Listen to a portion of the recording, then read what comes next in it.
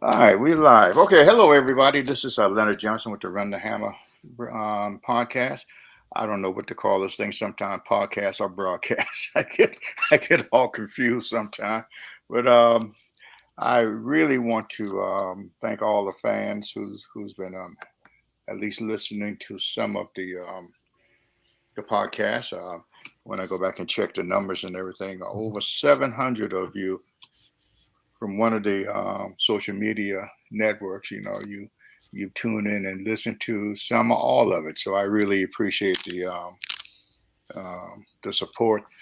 The guys are really on here to just talk about their programs, and they really need your support because each program is different. Each program have different problems, different issues, and you can get a chance to just listen to these guys, just to talk and everything. We don't get into a lot of X's and O's. I learned a long time ago the guy with the pen with the pen in the sand last is the one who always win. So we're not going to get into that debate. And but I just really appreciate it. Tonight we have Brian Smith all the way from Rich Spring, Monetta, and I was looking through his numbers. I mean, not his numbers, but his bio. I thought I knew him, but I didn't know him. This young guy has done a lot when it comes to South Carolina football. So we got Brian on the screen right now. Hello, Brian. How's everything going with you? Hey, Coach. I'm glad to be here with you. Thanks for inviting me tonight. Yeah. As I always do, you're the only person who knows you better than your wife. Your wife probably knows you better than you do sometimes. For those 7 people out there, I know there's 7 of them who don't know you. You want to introduce yourself to them? Well, Coach, I've been blessed. I told you that we talked the other day that I've been blessed to do what I do. I grew up in Aiken County and went off to Clemson and decided at Clemson I thought I was going to be an accountant and make a bunch of money, and I decided I was going to change my profession and go into coaching. I played high school football for Reed Charpia, and you know Coach Charpia, and he has done it. It was a huge influence on me, and I wanted to be that influence on somebody else. So ended up changing my major at Clemson to math education, and was a walk-on football player for Coach Ford and Coach Hatfield, and then started out in this coaching business in 1991. And I tell people all the time, you and I were talking about D'Angelo a few minutes ago, Coach Brian over at Silverbluff. He and I had the opportunity to kind of mentor some coaches in our district in a little meeting a couple weeks ago. And I hit the jackpot coming out of school because I got to work at Greer for Stuart Holcomb. Coach Holcomb had been at Johnsonville and Socastee and Porter-Gaud, and then he was at Greer. And I really believe if you have the opportunity early in your career to be choosy on who you work for, not really what your role is, and not really maybe what level you coach and all that, you figure out who you work for and work for the great guy. I really believe that's something that can help you. And so when I started out at Greer, I worked for a guy, and then who everything he did was in the best for Greer High football. If you're in my office at school, we wrote up I wrote WWSD when I walk in the office as a head coach, because it reminds me, it was a play on the what would Jesus do, but what would Stewart do? Because Stewart would always make the best decision for Greer High football, no matter what it was. It might have cost his son a starting position. It might have hurt me. But if it was best for Greer High football, that was the decision he made, and he always did that. So I started out coaching out at Greer. I married. My wife April's a teacher in Greenville, downtown Greenville, AJ Whittenburg Elementary. We just celebrated 30 years this summer. I've got 3 kids. I've got a daughter, Brianne, who's married to her husband, Mitchell. They have 2 of my grandsons, Shep and Riggins. Riggins is 5 and Shep's 1. I've got a daughter, Britney, and I've got a son, Bret, who just took off to Middle Tennessee back here about a month ago, and he's a student assistant there. So we've kind of gone. We're a coaching family. April and I, we grew up in mill families.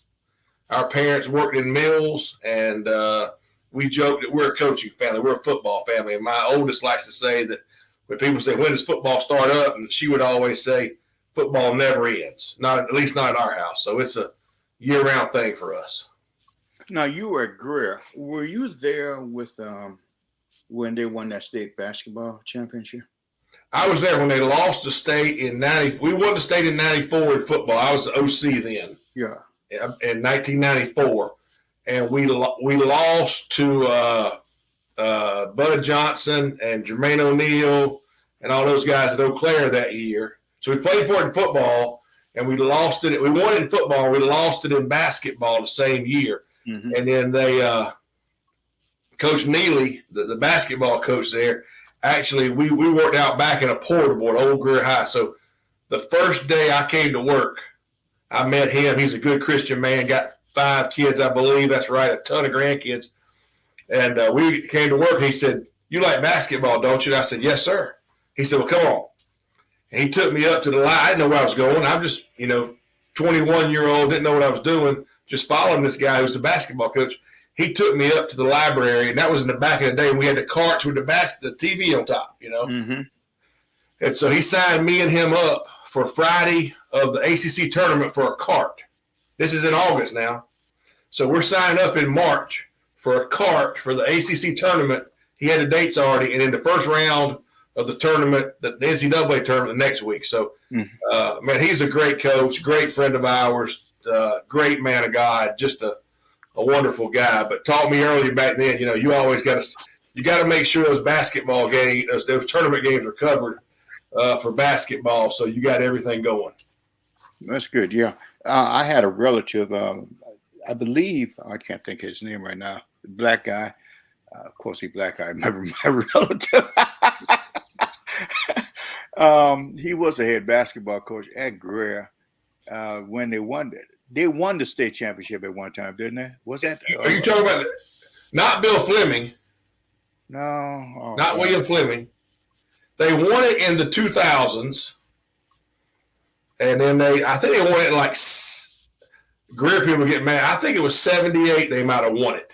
Okay. So. Yeah, I can't remember his name right now. It'll come to me later on. It wasn't William Fleming, was it? That's the only. No, it wasn't William Fleming. It's a young guy, about my age, right now. Well, no, I'm not calling myself young. As long as you feel it, Coach, you're young. Yeah. Moving on. Now you mentioned your wife a few minutes ago. I know she had to be a trooper, to keep things together. She's put up with me for a long time.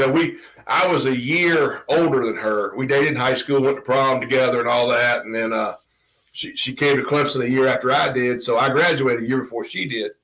And I had a couple job offers, one at South Aiken in Aiken County where we were from. And then I took the job in Greer because it was closer to her. And they'd won a state championship in 89, and this was 91. So that kind of made sense. I could coach OL and do all that. But I told her I wanted her to see what coaching was about, just to make sure, that she was okay getting in before we got married. And, back then, coaches today don't understand this. We played on Friday nights. She was still at Clemson, so I had some tickets to the games. She would go to the Clemson game, and I'd be at school because we would come in, watch film, eat donuts, watch film with the players. And then we would have a little walk through, helmets only kind of deal, and practice a kind of a run through to stretch and kind of work the kinks out that morning. And then I'd jump in the car and drive to the Clemson game. And then we'd come back Sunday afternoon and meet. And coaches today don't even know that stuff exists. It used to exist, I mean, we that's what we did. I remember getting the games late, but we had to make sure we had these things accomplished on Saturday morning. And then when you came in on Sunday, you were there from 2 o'clock to whatever time you finished watching those old VHS tapes.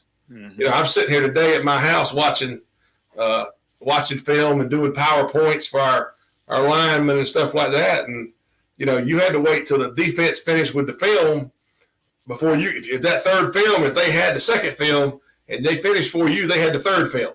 And you had to wait, That's like trading in the day when you put films on top of your car and you show it to meet somebody. Yeah. And no cell phones. So, I'm laughing because I just had a flashback, and I said there has to be a better way than this in the future, but now it's like your phone's always with you, and I'll wake up in the middle of the night and trade film with guys, or I pull off the side of the road because I get a text saying, "Hey, I just sent you the film," and I'll pull off on the side of the road driving home and just go ahead and exchange the film with them and then share it with our kids because I know our kids are going to start watching it. Mm-hmm. But it's a little different than it used to be, and making cut-ups and all that, and divvying up down and distance, kicking, all that kind of stuff, defense, offense. It's a lot easier to click of a mouse. Yeah, I don't think people realize the things that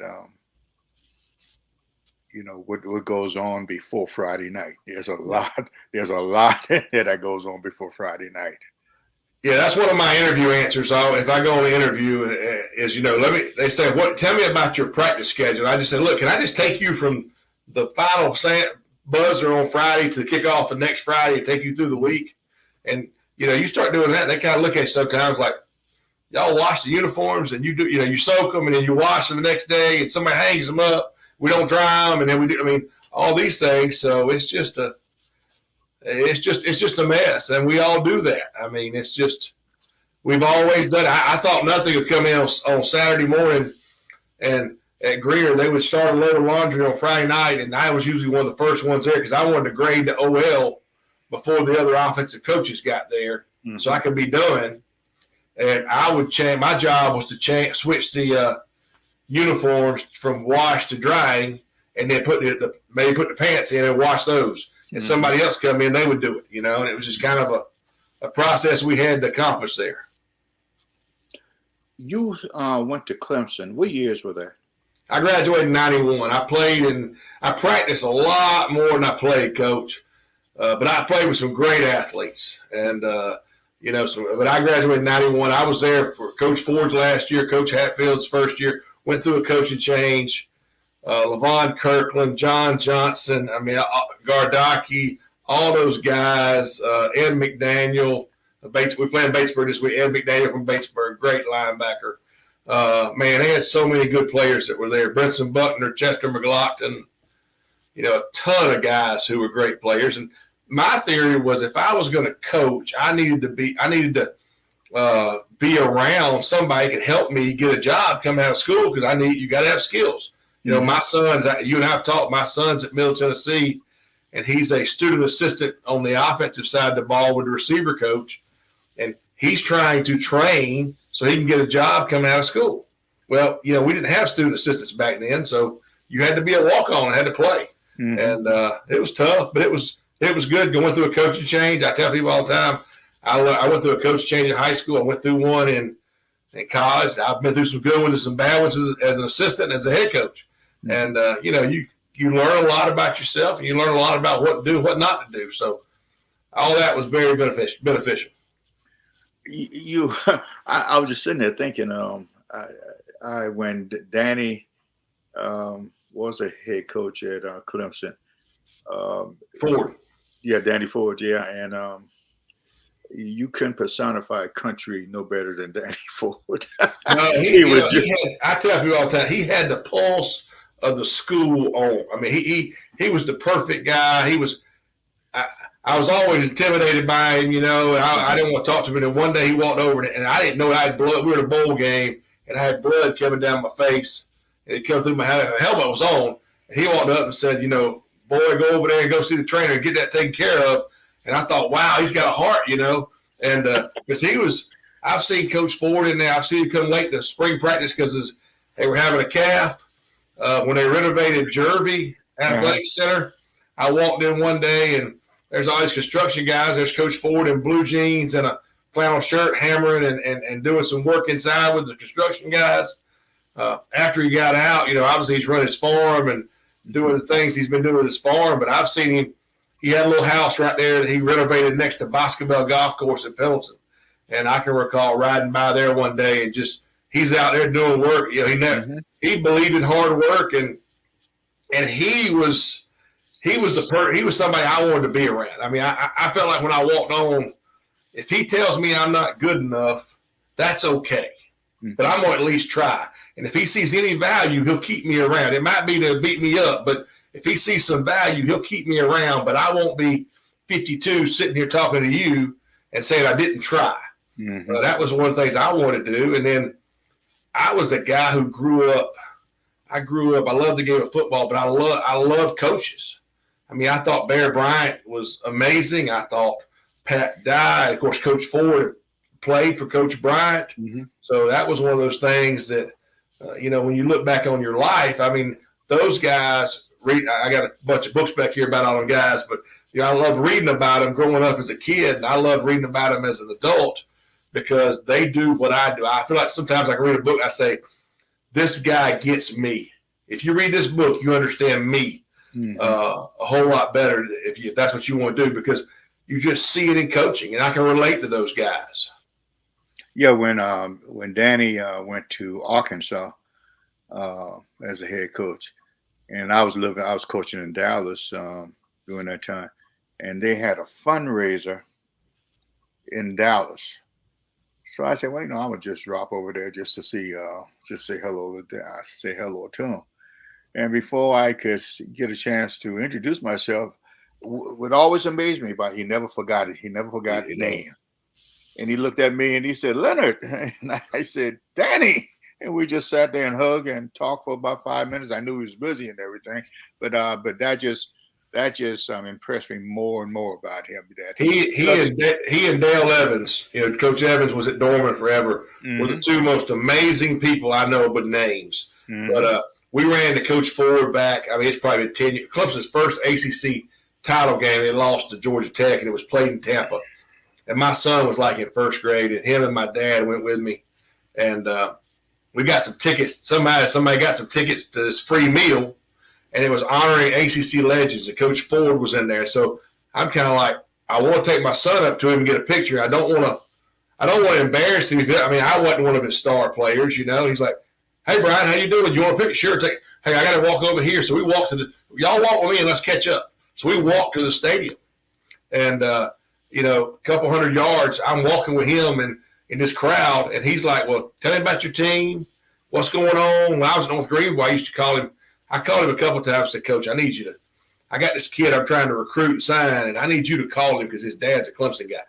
And so he would call me and do it, but he always called me back before 7 a.m. And he'd leave me a message and say, on myself, whatever. He'd either get me or leave a message, but it was always early. Coach, I talked to him, and we'll see what happens. But I did my best for you. Appreciate it, but he's always that guy. He's the same guy every day. And I told somebody when they were talking about Coach Ford's farm, I said, Coach Ford's going to run that just like. I mean, that's his business. He's going to be the best at it. He buys his cattle from Ridge Spring, a lot of them, from what I've learned now. Okay. And but that's his business. That's how he's going to treat it, and that's what he does. But he doesn't do anything halfway. Yeah, it's amazing. I'm just sitting here thinking the lineage of the head coaches at Clemson, how each one of the ones, and I'm just going right from the top of my head right now, each one of those guys somehow touch Bear Bryant. I'm talking about Frank Howard. Oh, you got Frank Howard, you got Charlie Pell, Hootie Ingram. Right about Charlie.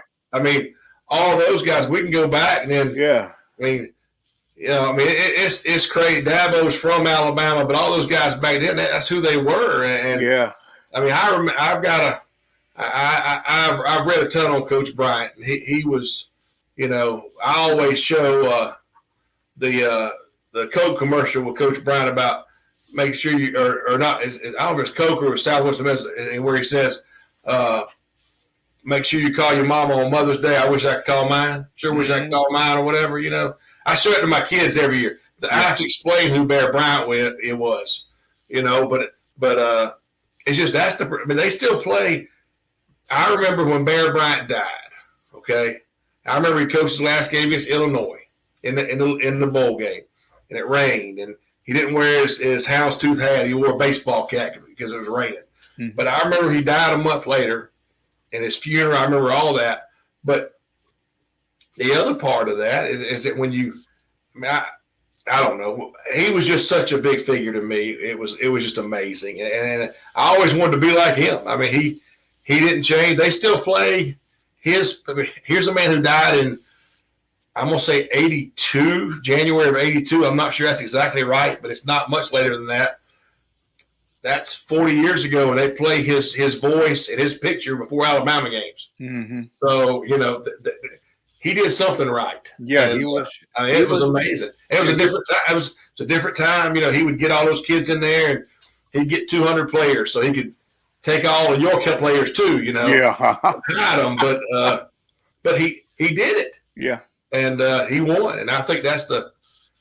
Coach. Another thing about Coach Ford. Coach Ford went to Alabama on a basketball scholarship.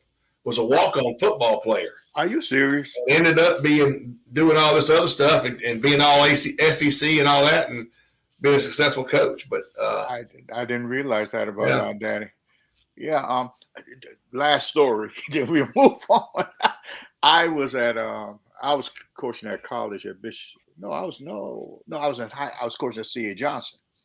And went to New Orleans to the national coaching convention they have every year. Mm-hmm. And at this particular one, I ran into Coach Robinson because of the Southwest Athletic Conference, the SWAC as they called it, and the affiliation with back then I played for that school. And he recognized me. Johnson? I said, yes, sir. He said, come on, you're going to come sit with me at the coaches, what they named the coach of the year for the college coaches. And I went and sat in that thing, and at that table, I don't think I ate a whole thing, but at that table was him, Jake Gators, and Bear Bryant. They all sitting together. I said, God, I must have just died and went to heaven. The only thing I hated about that is I didn't have a camera at that time. And you can't leave that situation because those guys, Coach Gaither at FAMU, I mean, he was there forever. Yeah. Coach Robinson is one of my favorites. I mean, I've read his book, and just, what he did with little money, with sparse facilities. Mm-hmm. He just did. He didn't complain about, I'm bad about it. I think most people are. We complain sometimes about things we don't have. He just said, we're going to play ball. And, did an unbelievable job against so many issues he had going against him. But just turn that place into – they should rename the whole thing after him. I mean, because that's what's happened. I mean. Yeah. You came to Rich Spring, but what have you done before? What did you do before Rich Spring? I was surprised when I read your. Well, Coach, I've been way too many places. I tell people all the time, don't make the mistakes I've made. I've made about every mistake you can make in coaching. I fired myself once or twice. I've had people get tired of me some, but I've had too many jobs. I know that, but I've been very fortunate. I coached at Greer. I told you that, and after Greer, we won a state championship, and we had a ton coming back in '95.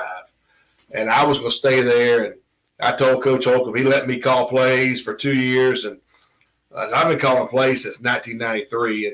And we were a no-huddle option team, really getting the gun a little bit. Had a quarterback that played at Furman for 4 years, Justin Hill.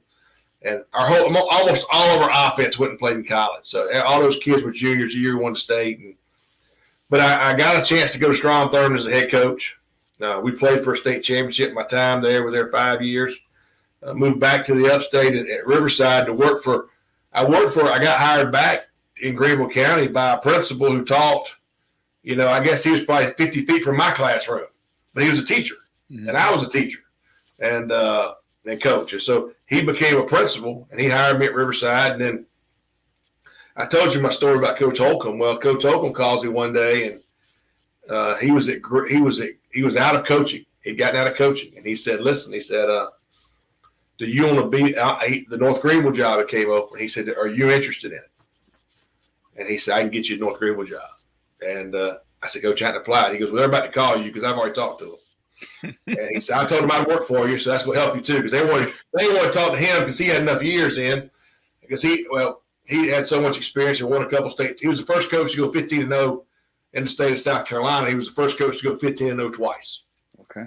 And he was too close to retirement. So he told him he would still work for the school district. If they'd hire me, he'd come work for me. Mm-hmm. And that's how I ended up at North Greenville. And then that was when the lottery had hit here in the state and salaries were kind of going up. And I ended up going to Seneca from there because I just kind of figured my path as we had our third child and my path. And as a college coach, I'd interviewed with Buddy for his OC job and got in the final two there. And you and I were talking about Buddy earlier. And I just kind of felt like my path was not a financial one in college coaching at the time. So I ended up going to Seneca, had a great experience there, but ended up leaving there. And that's where I fired myself, I guess. I just kind of got to where I know what I was going to do.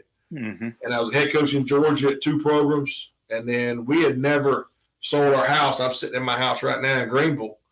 And so for 2 years, I kind of commuted and moved back here and became an OC at Landrum and Southside and Eastside. And I was happy there at those places. And then just really wanted to coach my son and be his head coach.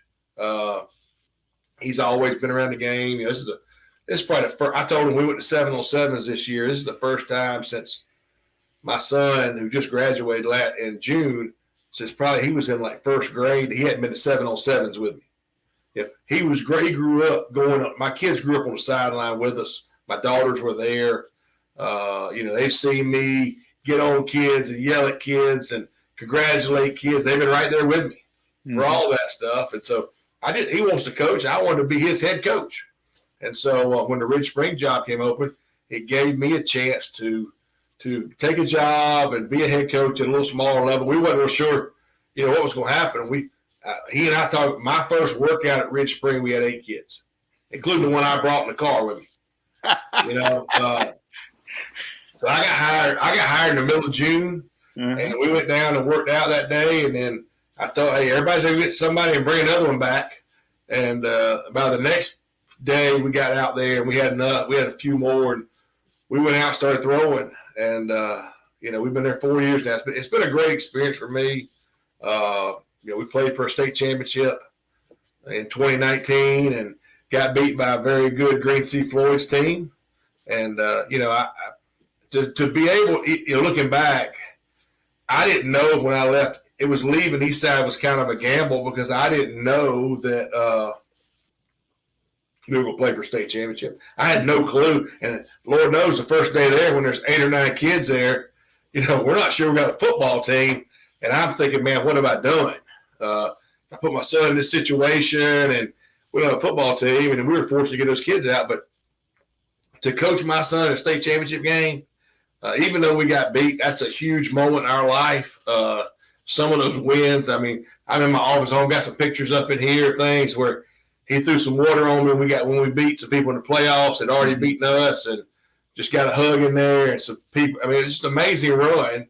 And then to do that with him in high school, it's definitely been worth it. There's no question that coaching my son, I was able to go to school with all 3 of my kids, and that has been phenomenal for me. And it's something that's worth more than wins because you can't get that time back.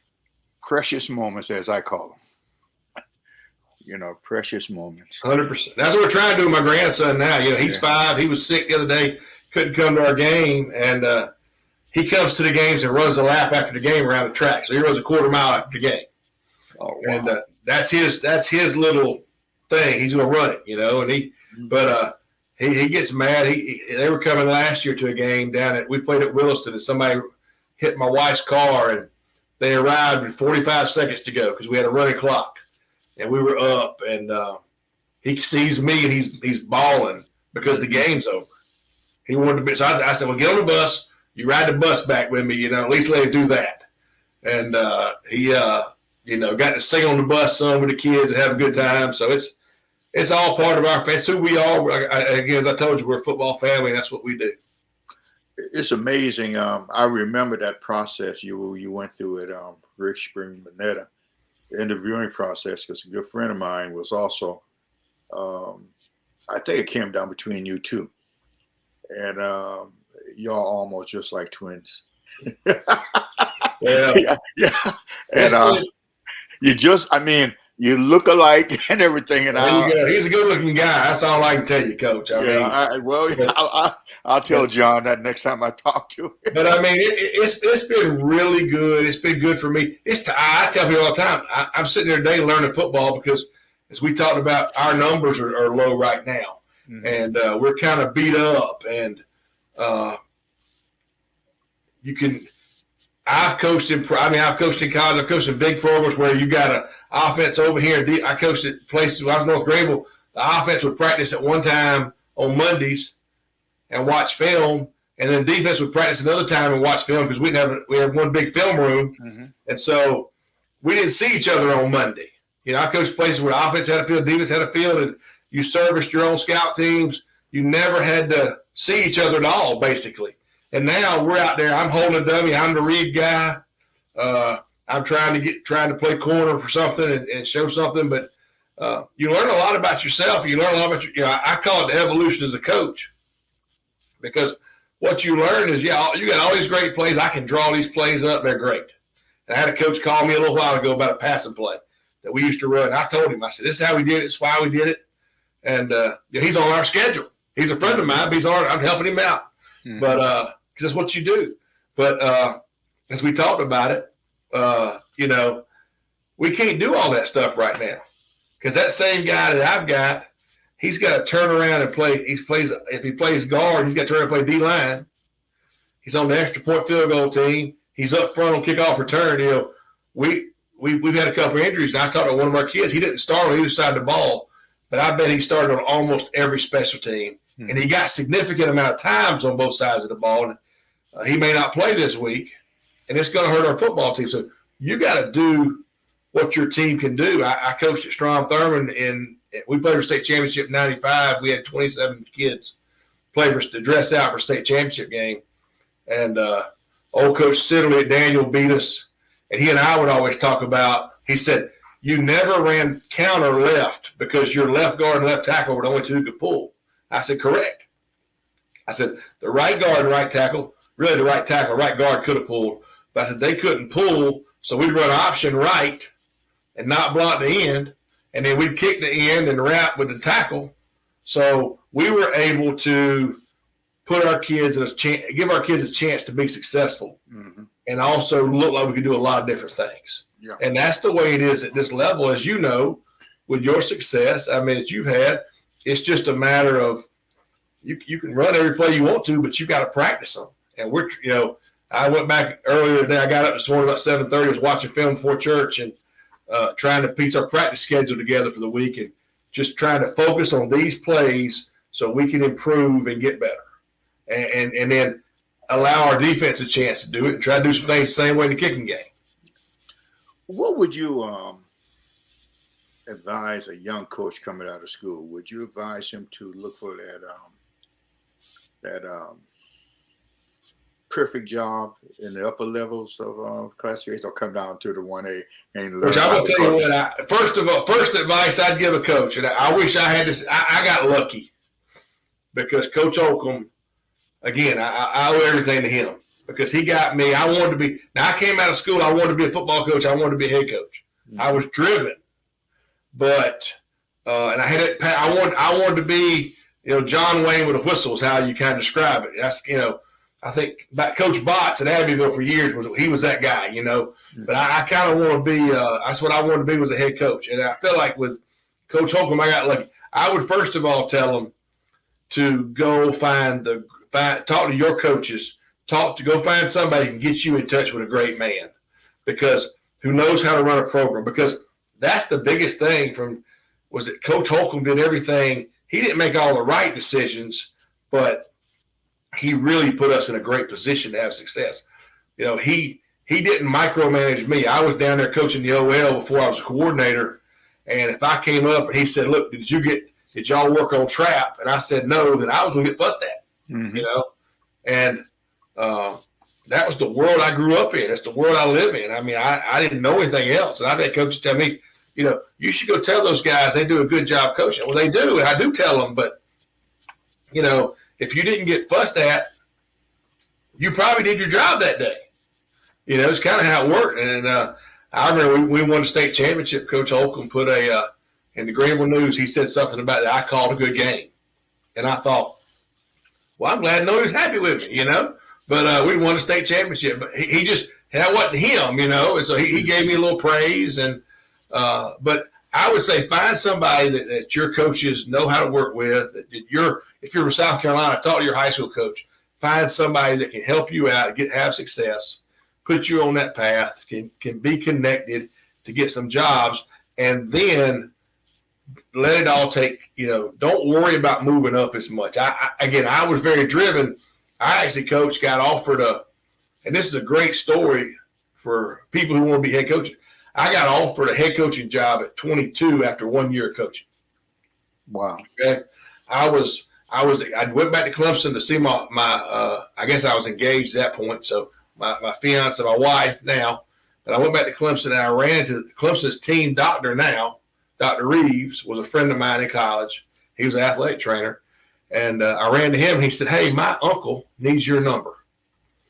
I said, okay. So he works down in Orangeburg area and he's a personnel director. And I said, okay. So I gave him my apartment. Didn't have a cell phone, you know, just gave him my apartment number. Mm-hmm. And so I get a phone call saying, hey, do you want to come interview for a head coaching job? I didn't know where it was. It was Bowman High School. And I went down there. They won the region like 5 straight years. I had it figured out, man. I was 22.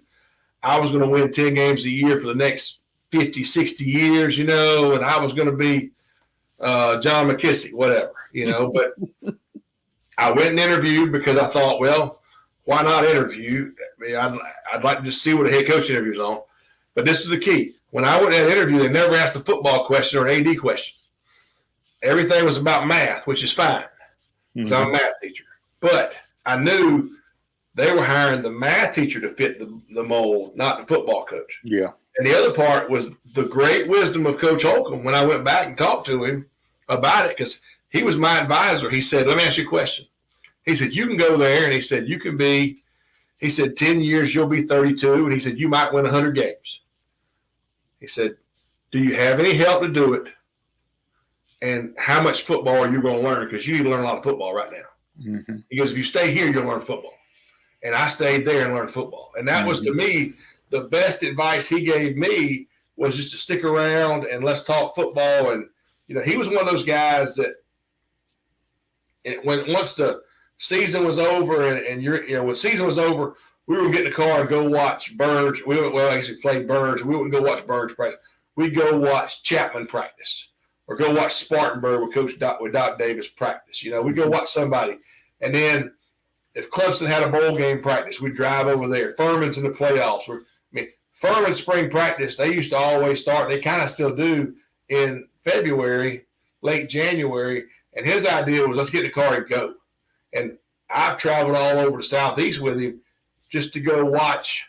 You know, it may not be a scheme that we do. You know, I always said we were in spread. I used to like sometimes to go to Wofford to watch them practice. Well, he would say, well, Coach Ayers, their option, and you're a spread team. Well, they still got to block, they still got to tackle, they still got to throw, they still got to catch. So there are skills we can learn that relate to our part of the game, even though our personnel is different than their personnel. And, you know, he was always a guy who did that and really got me on that. And now, I think that's something I do a lot now with YouTube and those kind of things. Now I'm always looking at stuff, trying to find something, find a coaching clinic, listen to. Yeah, I told you I listen to listen to podcasts when I drive sometimes, and when I'm sitting in the house with nothing on TV. I mean, that's what I try to do because that's who I am, and that's who I've become. But I would just tell you, go get with somebody great and just learn the game. And if you want to know how much you don't know, go be a head coach. And you'll figure that out real. I can remember my first head coaching job. Again, we played for state championship. And I'm sitting out at the beach that summer, and I'm sitting out on the back porch in North Myrtle Beach on the deck and looking at the ocean. And I'm thinking, man, I'm in trouble. And I told Coach Holcomb after that first year, I called him, and because he'd come to our state championship game, and we got beat. And I told him, I said, Coach, I'm sorry. He said, what's wrong? I said, man, I was a lousy assistant coach. He said, no, you weren't. He said, you're a great assistant coach. You always loyal to me. He said, you did everything I asked. And he said, you did all this stuff and you always worked hard. You're a good example for the kids. I said, Coach, there's so much more I could have done. I didn't know you had to do all that. He goes, well, yeah, you didn't know how to do it until now because you're the head coach and you're the one doing it. And it's got to get done. He said, I did it because I said, well, you should have told. I said, you know what? He said, that was his thing. And I probably do the same now. I was sitting down yesterday morning. I couldn't sleep. And I was up and I was looking I got our stats. The stat guy emailed to me Friday night, and I had to put them in the program and total everything up, send them out to the media. I thought, I should delegate this to somebody to give it out. But then I think, if they don't do it right, which is right being the way I want it done, I'm going to get upset. So It takes me 20 minutes. Let's just do it and get it out of here. Mm-hmm. And, some of those kind of things, but I think that's a big thing in coaching is to just really. I think I'll say this, Coach, and I have been, because I was an OL guy. I was an OL guy who was a coordinator after 2 years, and I became a head coach 2 years later. I had to learn defensive football and special teams on my own a little more because you're the OL guy. You're down there on the end of the field where there's no grass. Anybody that can't play, they think you're Newt Rockney. They send them to you, and you got to turn them into a ball player. They can't play anywhere else. Send them to Brian. Send them to the OL coach. Uh-huh. And they do special teams without you because your guys aren't going to be on special teams. And then we were 3A at the time, so most of our kids, we practiced. I coached offense all day long. So after 2 years, I'm calling plays and doing all. When we got to the point I was a head coach, I'd never coached defense. So I've had to do a lot on my own to sit down and learn techniques, learn about what I would play. Because now to the point, if I had to call a defense now, I would rather, because I'm an offensive guy, I prefer to have a DC. But, you're the head coach. You better have a plan defensively in case your DC goes somewhere else and you got to put somebody in charge. Mm-hmm. And if you don't have anybody, you got to do it. So that's one of the things I look back on and kind of wish I'd done a little bit of. And the other thing of advice I give people sometimes, Coach, is that when you want to be a coordinator, the first game I ever called, we played Byrnes. Okay. And Coach Holcomb had done a great job with me in our scrimmages. And we even practiced in the old stadium in Greer with headsets on, which we didn't really do back then. He wanted me in the box to call plays, which is, and I love being in the box after I got up there. But he wanted to adjust that way coaching and make sure that his and my terminology was the same. If I called it a scoop block, he didn't call it a backside cutoff or a sift. Mm-hmm. If I said it's a scoop, he's got to say scoop because he's got to talk to the OL. And I felt like we did some things that way in preparing for that ball game. And then in turn, what I've done is we have JV programs. And Seneca, we had ninth grade and JV. And I had coaches on each one. I made them all call plays. And this past summer in 707, I made some of my coaches call plays because you never know what's going to happen. My mother-in-law passed away. She had a stroke the third game of our season about 10 years ago. And we had a meeting on Monday because my wife had gone down to see her. I was coaching in Gwinnett County in Atlanta, and she was in Aiken. And we had a meeting, and we called it the Coach Smith mother-in-law passes away plan. Who's going to do signals? Because we never thought about it. And who's going to do signal? We called a kid who played for us, who was at Georgia Southern, and called him and said, hey, you want to come back and do signals for us if this happens? And, we talked and put everything together, and who was going to call the plays and who was going to be the interim head coach for that if I couldn't be there for a game or for a day, and just how we were going to attack everything and what my role would be and, all of that. And so I feel like I've tried to do a good job with our younger coaches, giving them some opportunities to learn and experience. I made a bad call. I don't like right now 2 weeks ago. Those live with you longer than the great ones, the great calls you make. I didn't like that. I don't like that call anymore. But, I want coaches who can take initiative and have some experience. And when they get in the spot to go call a play, they're ready to go. You talked about your staff earlier, and you just alluded to them. That's where I was headed next. What are you looking for in it? That I can answer that one, Coach. Number one, I want loyalty. Number two, I want character and integrity. Okay, I want those. I will hire somebody who didn't. I've hired people who did not play high school football. I've hired people who said, "Coach, I'm a teacher. I'm here. I want to help. I like kids, and I'm gonna back you." I'll take those guys over somebody that's coached 25 years. That's old Eeyore out there and complaining and whining and just always something's wrong. I don't want those guys. I want somebody that's loyal to me, our program, our kids, our school. I want somebody that's I don't have to worry about what they do on Friday night, Saturday night. I want somebody that's going to invest in kids' lives. I hired, again, one of my first jobs was Strom Thurmond as the head coach, and I just recently hired Telex Lanham.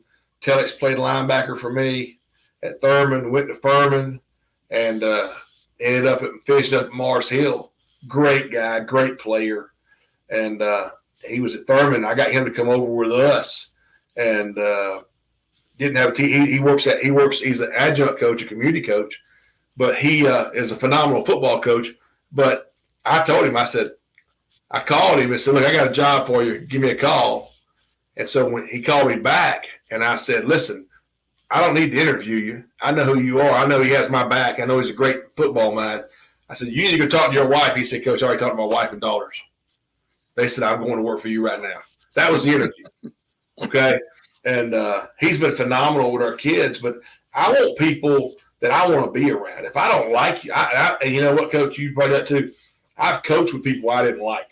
Mm-hmm. It's not a lot of fun. That's why I tell people now, I'm not going to go somewhere where I'm going to be in a situation. I'm too old to work somewhere that I don't like the people I'm around.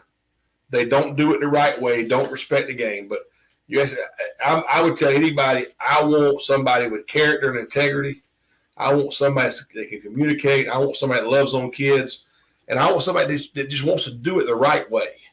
And to me, those things will take you a lot further than being able to draw something up on a board, X and O. You can – I always joke that I know the DC on the other side, he's going to understand what we're trying to do. But the kid's looking at his girlfriend in the stands talking to her boyfriend, to some other guy. He's worried about that. He's not worried about the guard who's his Reed. He's looking up at his girlfriend's talking to somebody.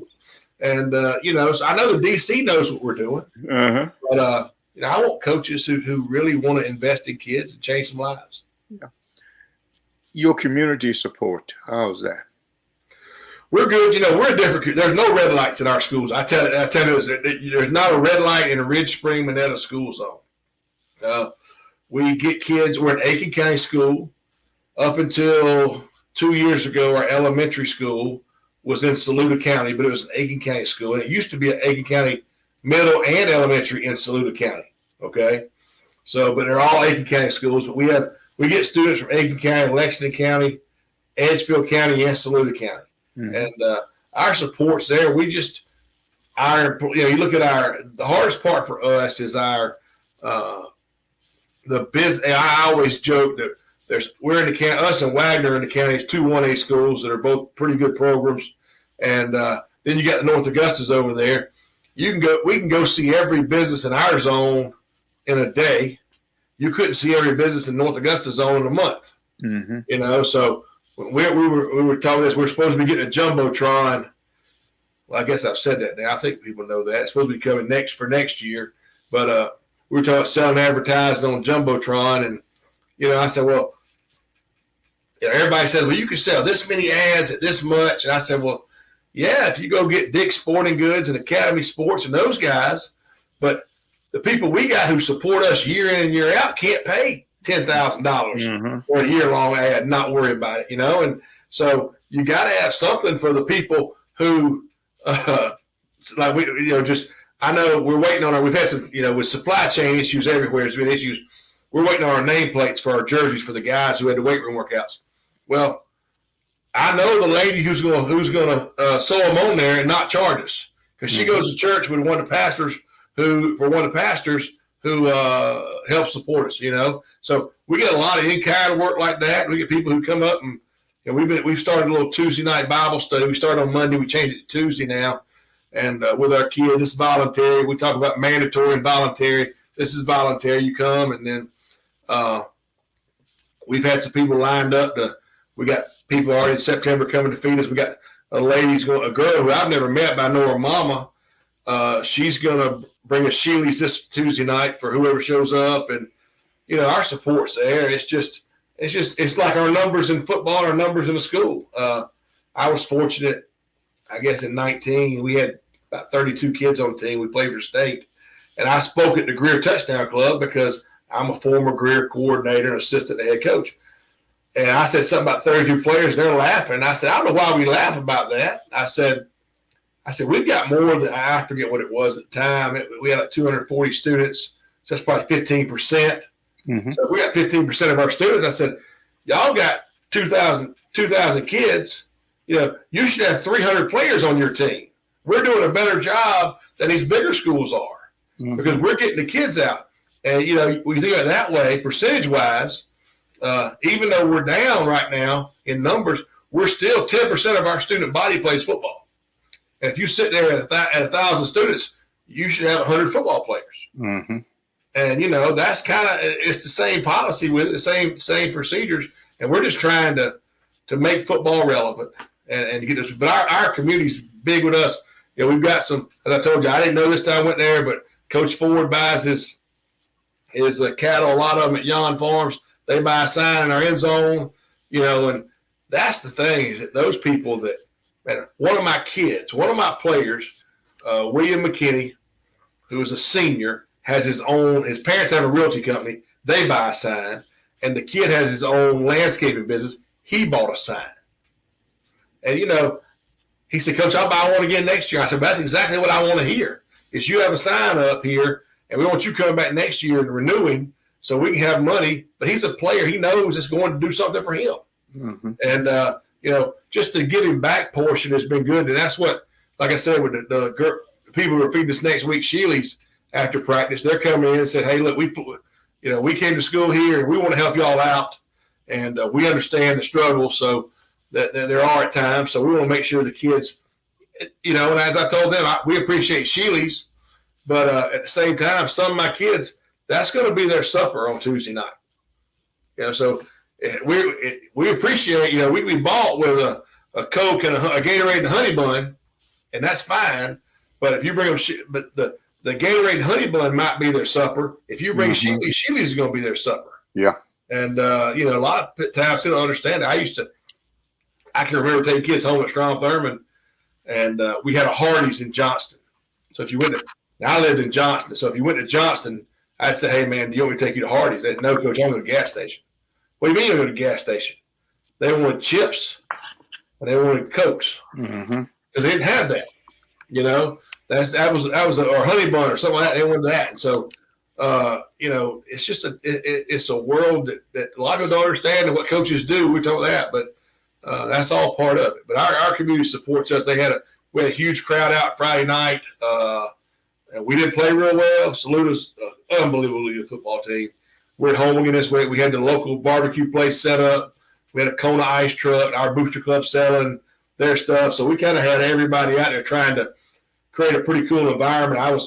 If anybody's got a bounce house and you want to come to Ridge Spring and set it up and give out free advertising to make more money, we want you to come. That's what I'm looking for. But I haven't got a taker yet, but I want a bounce house so we can get people in there. And I've called a few people trying to get a bounce house recently, just, again, to change the environment of ball games. Mm-hmm. Make it where people come in, their kids play, they get something to eat, and watch a ball game. Because I grew up, my dad was like, my dad went to LBC, which was LBC and Graniteville combined to make Midland Valley. And so I can remember getting in the car and going to LBC games before Midland Valley. That was in the 70s. Mm-hmm. And, that's what we did every Friday night. If we could get to the game, we went to the ball game. And if they were at home, we definitely didn't miss. Well, that's the part of it we love. We played in 19, we played Wagner to go to the state championship. and we beat them down at their place. They had beaten us early in the season pretty badly. And the best part of it, I think, was that I had a friend who's Julius Prince, who's the head coach at Brianne now, and he had come down and stood on our sideline because there were no seats in the Wagner Stadium available. And I think our crowd was like 2,500, okay? It wasn't 20,000, but it was about 2,500, 3,000 people. But he said, man, this is the most unbelievable atmosphere I've been in a long time. And, you know, he was right because everybody showed up in those towns. There was nothing, you know, the old saying, you could have robbed anybody in Ridge Spring, Monetta, Wagner, or Sally, or Perry. And they're right. You could have done it because everybody showed up for that ball game. Well, nothing like the small town atmosphere. I love it. You know, I'd rather go to one of those games than go to some of the larger school game if I, you know, whenever I start going back to games again. With the last couple of minutes, let's talk about your administration. They treating you good down there? They're good. I got lucky in that I came in. My principal was coming in. So Dr. Karan Webb, who coached, I don't know if you know Dr. Webb, but he was he started out coaching DBs at Blythewood for Dan Morgan, who's a friend of mine who I work with at the East Side. And then he went to Spring Valley. He was with Robin Bacon. He was with Robin Bacon at Spring Valley as an assistant principal.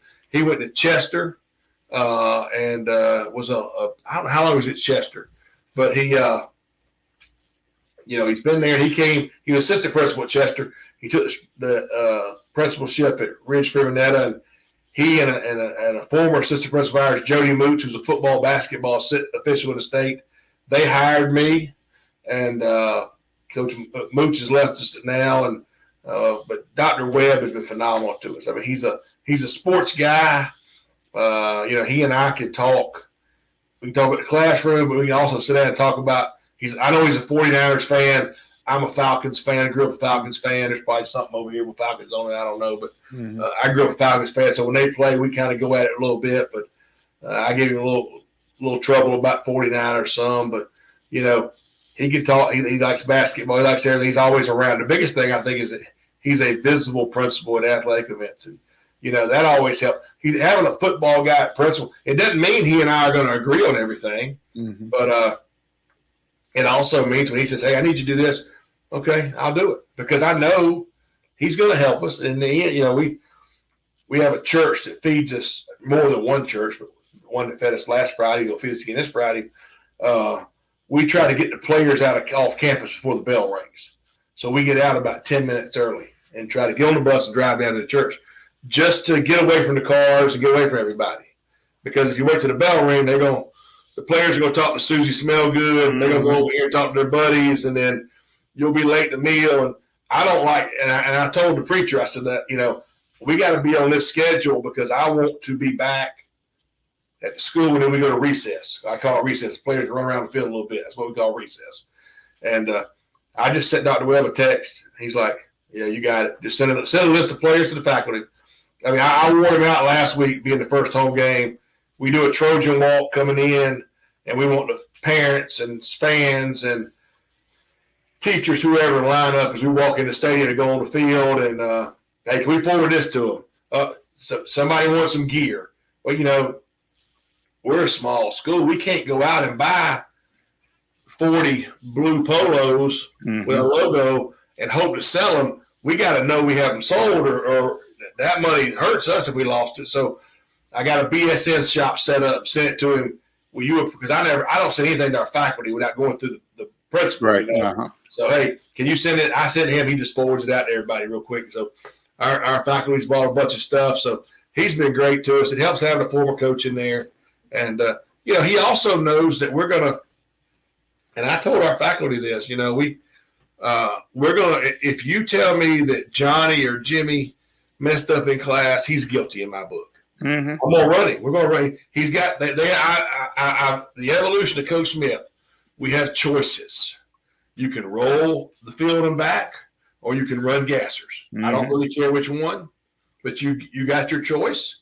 And you're going to make your choice. You're going to do it now. And if there's any delay in that, we're off the field and you're just suspended until you get it done. Yeah. And it doubles every day. You know, I'm not going to sit there and argue with a 15-year-old who doesn't want to run because the teacher was, well, you take your choice. And I shoot the teachers back an email and say, hey, I had to send one this week. The player told me he would not run. He chose to quit our team. Mm-hmm. And that's what I told her. And but I wanted her to know. And whenever I said to him, I got to run a kid tomorrow who's late to class. And he's on when I was sitting down this morning before church, typing up my practice schedule for tomorrow, one of the things I put in there was the player's name late to this class. And when he runs, I'll shoot an email back to the teacher and say, hey, I ran him today. We had a player a couple of weeks ago that teacher sent me an email. Sorry. She sent me an email and said, so-and-so is not taking his hoodie off. I've asked him twice. Well, she's 40 feet from me. And I saw another teacher walking down the hall. And so I said, can you watch my class for a second? And so I just took off and ran down 2 doors down that room, opened her door, walked in, and said, hey, did you get my email? And I'm standing by the computer, just, we're just showing her something like, and by the time I turned around and looked, that player's hoodie was off. Mm-hmm. And then he doesn't know that she emailed me. He has no clue. But last year I went and sat in her class one day, a former player who's no longer with our program. He was causing trouble. And I just went in with a notebook like I was observing her and just sat down.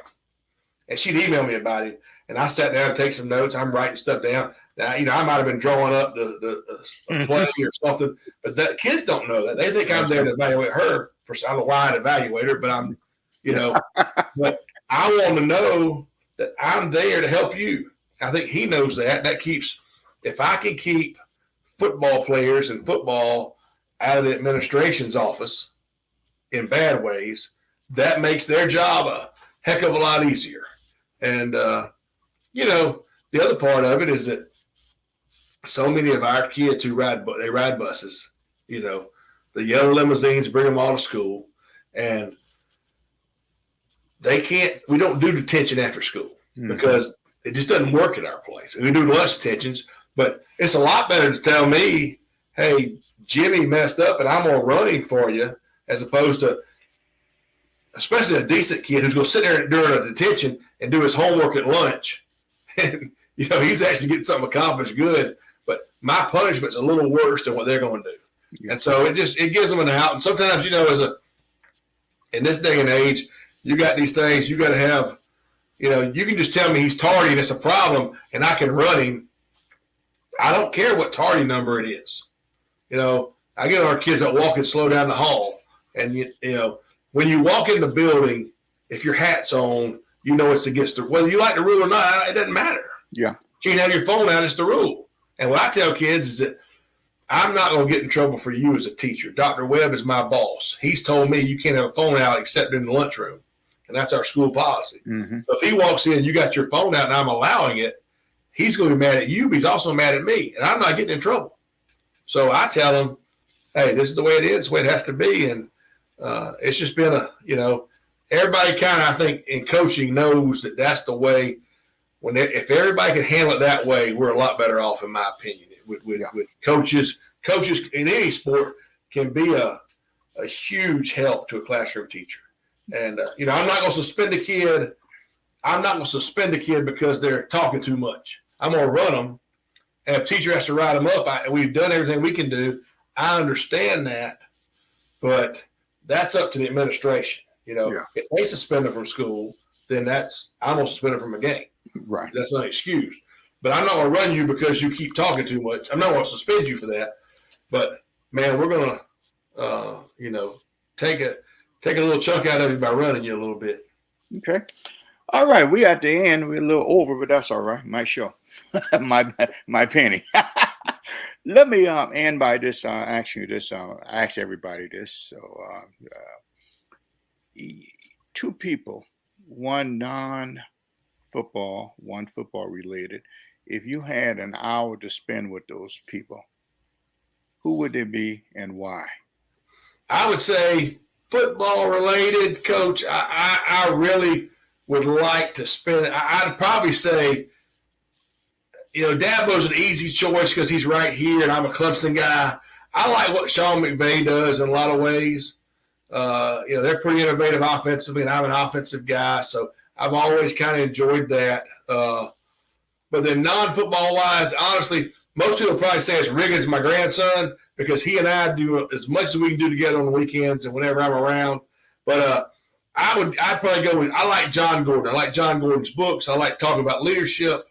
I believe he's got a quick way. His books are like, I read a ton, but his books are so small and so skinny, it can be read in one sitting almost. But I'm really a big John Gordon fan when it comes to leadership and how you can develop yourself. I told our kids the other day, one of the kids said, Coach, we got to the church, and of course the seniors sit in the back of the bus, and then the kids get off, so the freshmen get off to go eat, and they're up front, and they said, Coach, are seniors eating first? I said, no. I said, leaders eat last. And, I said, they sat down, they got on the bus first, sat in the front, you went to the back. I'm letting them eat. But I'd probably spend it with John Gordon and just ask him everything I could about leadership, program development, and all that. And those would be good days. Yeah, I'm a big fan of his also. Well, we've come to the end of this, Brian. Man, I really enjoyed this one.